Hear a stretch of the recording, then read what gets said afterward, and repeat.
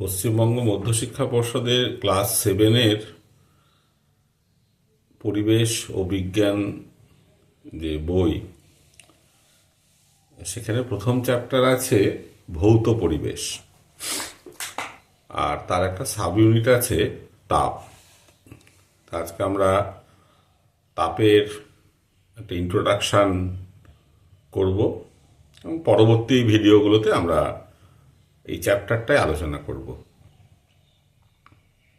তাপ এই ব্যাপারটা যখন বলা হয় তখন অনেকেই বলে যে উষ্ণতা আর তাপ এক, বা তাপ আর উষ্ণতাকে মিশিয়ে ফেলে, গুলিয়ে ফেলে, ভাবে যে তাপও যা উষ্ণতাও তাই।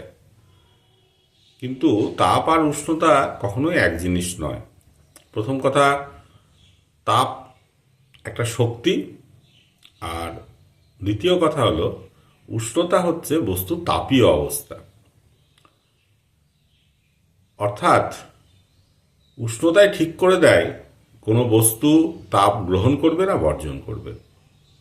আমরা বাইরে থেকে যেটা দেখি বা থার্মোমিটার দিয়ে যেটা মাপি সেটা কিন্তু উষ্ণতা। তাপ মাপার জন্য থার্মোমিটার নয়, তাপ মাপার জন্য দরকার হয় ক্যালোরিমিটার বলে একটা যন্ত্রের। তাহলে প্রথম যে বিষয়টা, তাপ জিনিসটাকে বুঝতে হবে। এই যে আমি বললাম তাপ একটা শক্তি, তাহলে সেটা আমি কিভাবে প্রমাণ করব যে তাপ একটা শক্তি?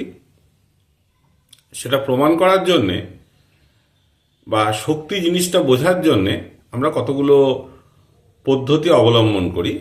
প্রথম দেখি যে শক্তি তখনই হয় যখন একটা কাজ করার সামর্থ্য থাকে, বা শক্তির যদি আমরা সংজ্ঞা দেখি তাহলে সেখানেও বলা হয় যে কাজ করবার সামর্থ্যকে শক্তি বলা হয়। অর্থাৎ যার কাজ করবার সামর্থ্য আছে সেই শক্তি, বা সেটাই শক্তি। তাই নিশ্চয়ই তাপের কাজ করবার ক্ষমতা আছে, তবেই সেটা শক্তি হিসাবে গ্রাহ্য হবে। আমরা এইভাবেও বুঝতে পারি। আর একটা শক্তি বোঝার উপায় হচ্ছে যে শক্তির রূপান্তর হয় কিনা, যে একটা শক্তি থেকে আর একটা শক্তি তৈরি হয় কিনা, বা অন্য কোনো শক্তি থেকে সেই শক্তিটা পাওয়া যায় কিনা।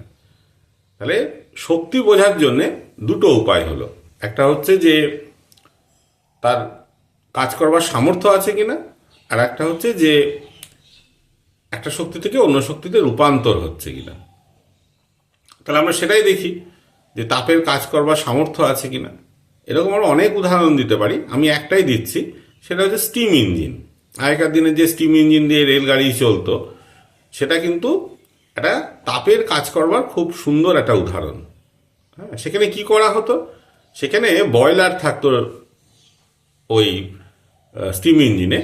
সেই বয়লারটা কয়লার পুড়িয়ে যে তাপ তৈরি হতো, সেই বয়লারের মধ্যে জলটাকে সেই তাপের সাহায্যে ফুটিয়ে আমরা স্টিম তৈরি করতাম, এবং সেই স্টিম একটা সরু নলের মধ্যে দিয়ে চালিয়ে সেটার সাহায্যে ওই ইঞ্জিনটাকে সচল করা হতো। ফলে ট্রেনের চাকা বা রেলের ইঞ্জিনের, স্টিম ইঞ্জিনের চাকা ঘুরতে আরম্ভ করতো, ট্রেনটা এগিয়ে যেত।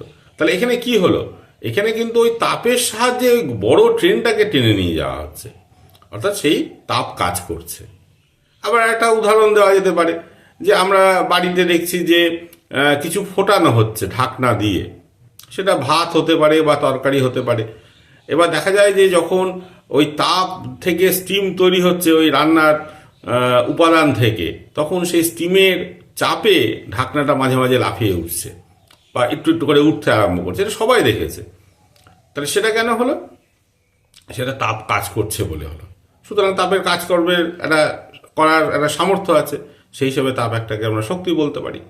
আবার যদি রূপান্তরের কথা বলতে ভাবি যে তাপ অন্য কোনো শক্তিতে রূপান্তরিত হচ্ছে কিনা, হ্যাঁ, সে প্রচুর উদাহরণ আছে। আগেকার দিনে যে ইলেকট্রিক বাল্ব, হ্যাঁ, তার মধ্যে দিয়ে, তার ফিলামেন্টের মধ্যে দিয়ে বিদ্যুৎ গেলে সেই বিদ্যুতের সাহায্যে ফিলামেন্ট গরম হতো, ফলে তাপ তৈরি হতো। এবার যখন তাপ প্রচুর তৈরি হতো, প্রায় 2000 ডিগ্রি সেন্টিগ্রেডের তাপ হয়ে যেত, তখন ওই ফিলামেন্টটা ভাস্বর হয়ে জ্বলতো এবং আলো দিত। যদিও এখন এলইডি বাল্বের মেকানিজমটা আলাদা, হ্যাঁ, হয়তো এখনকার দিনে ছোটরা অনেকেই হয়তো সে আগেকার দিনে ইলেকট্রিক্যাল বাল্ব দেখেইনি, ফিলামেন্ট দেওয়া বাল্ব, সেই বাল্বের ক্ষেত্রে এটা হচ্ছে, তাপ থেকে আলো তৈরি হয়ে যাচ্ছে। হ্যাঁ, বা অনেক বিক্রিয়া আছে যেগুলো রাসায়নিক বিক্রিয়া, যেখানে তাপ ছাড়া হবে না। যেমন আমি একটা কাগজ পোড়াবো, তা সেখানে কি হচ্ছে, কাগজকে তাপ দেওয়া হচ্ছে, তাপ পেতে পেতে কাগজ একটা সময় যখন একটা নির্দিষ্ট জ্বলনাঙ্কে পৌঁছাচ্ছে, তখন সে বাতাসের মানে কাগজটার যখন একটা নির্দিষ্ট জ্বলনাঙ্ক তৈরি হয়ে যাচ্ছে, তখন সে বাতাসের অক্সিজেনের সাথে বিক্রিয়া করতে আরম্ভ করছে, দিয়ে তখন সে দেখা গেল যে জ্বলে উঠছে, পুড়তে আরম্ভ করছে। তাহলে এখানে দেখো তাপের সাহায্যে একটা রাসায়নিক বিক্রিয়া ঘটিয়ে দেওয়া হলো, বা অন্য কোনো রাসায়নিক বিক্রিয়া থেকেও তাপ উৎপন্ন হতে পারে। হ্যাঁ, যেমন আমরা যদি পোড়া চুনে জল দিই, বা পাথুরে চুন যাকে বলে, হ্যাঁ, তাতে যদি জল দিই, দেখবো যে সেই পাথুরে চুন আস্তে আস্তে ফুটতে আরম্ভ করছে, কলিচুন তৈরি হচ্ছে, প্রচুর তাপ তৈরি হচ্ছে।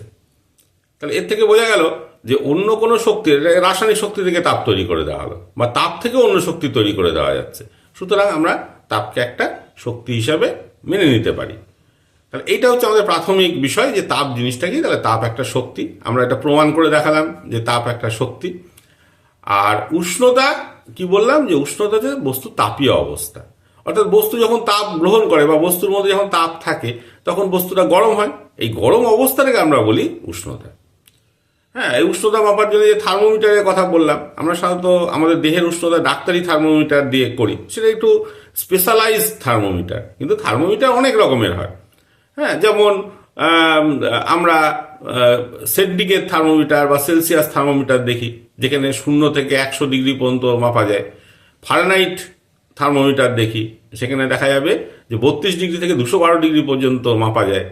আবার রেমার বলে একটা থার্মোমিটার আছে, যেখানে 0 থেকে 80 ডিগ্রি রেমার পর্যন্ত মাপা যায়। তেমন 6 থার্মোমিটার হয়, হ্যাঁ, পরিবেশের উষ্ণতা বোধহয় মাপার জন্য এই থার্মোমিটার ব্যবহার করে। এরকম অনেক থার্মোমিটার আছে, অনেক ধরনের হয়, বিভিন্ন বিজ্ঞানী আবিষ্কার করেছেন, তাদের নাম অনুসারেই এই থার্মোমিটারগুলোর নাম।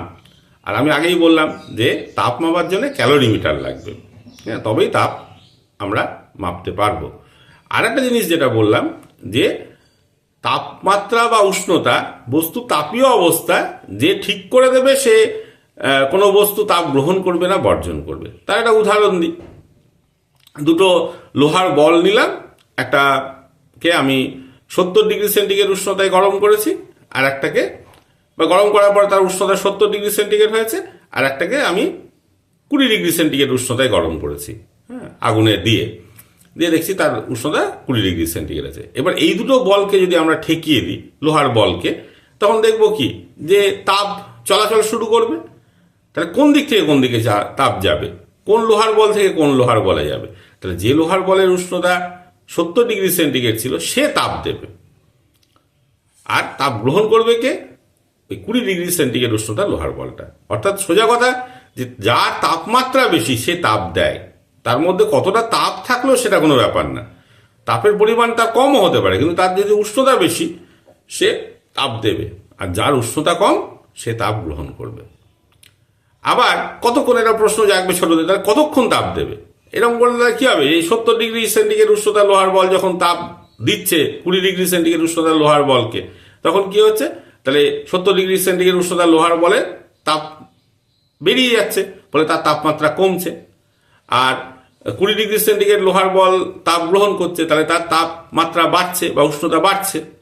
তাহলে একটা কমছে, একটা বাড়ছে। এরকম করতে করতে একটা সময় পরে কি হবে, যে 70 ডিগ্রি সেন্টিগ্রেড উষ্ণতার লোহার বলের তাপমাত্রা কমতে কমতে, আর 20 ডিগ্রি সেন্টিগ্রেডের উষ্ণতার লোহার বলের তাপমাত্রা বাড়তে বাড়তে এক সময় দেখা যাবে দুটোরই উষ্ণতা সমান হয়ে গেছে। হয়তো দুটোরই উষ্ণতা 45 ডিগ্রি সেন্টিগ্রেড হয়ে গেছে। তখন আর কেউ তাপ দেবেও না, তাপ নেবেও না। অর্থাৎ তাপ বেশি উষ্ণতা থেকে কম উষ্ণতার দিকে যায়। কতক্ষণ যায়? যখন দুটো বস্তুর মধ্যে উষ্ণতা সমান হয়ে যায়, তখন এই তাপের চলাচলটা বন্ধ হয়ে যায়। আর এই প্রসঙ্গে দুটো জিনিস বলে দিই আজকের এই ভিডিওটা শেষ করি। সেটা হচ্ছে তাপ মাপার একক আর তাপমাত্রা মাপার একক বা উষ্ণতা মাপার একক। তাপমাত্রা আর উষ্ণতা একই জিনিস। তাহলে তাপ মাপার জন্য আমরা ক্যালোরি বা জুল এই এককগুলো ব্যবহার করি, আর তাপমাত্রা মাপার জন্য বা উষ্ণতা মাপার জন্য আমরা ডিগ্রি সেন্টিগ্রেড বা ডিগ্রি ফারেনহাইট, হ্যাঁ, বা ডিগ্রি রেমার, এই উষ্ণতা মাপক এককগুলি আমরা ব্যবহার করি। তাহলে আজকে আমরা ভৌত পরিবেশ ক্লাস 7 ওয়েস্ট বেঙ্গল বোর্ডের যে চ্যাপ্টারটি রয়েছে পরিবেশ ও বিজ্ঞান বইয়ে তার তাপ সাব ইউনিটটা আমরা ইন্ট্রোডাকশন করলাম। পরবর্তী ভিডিওতে এই চ্যাপ্টারে আর অন্যান্য বিষয় নিয়ে আমরা আলোচনা করব। আজকে এই পর্যন্ত।